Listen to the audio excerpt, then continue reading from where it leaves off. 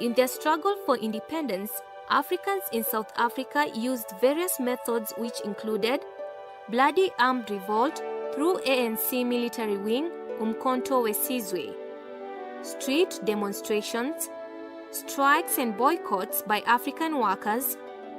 They used international forum where they could lobby for economic sanctions against the apartheid government. Church leaders and international musicians condemned the apartheid regime. Hunger strikes by the nationalists who were serving the jail terms. Through the mass media, for example, newspapers.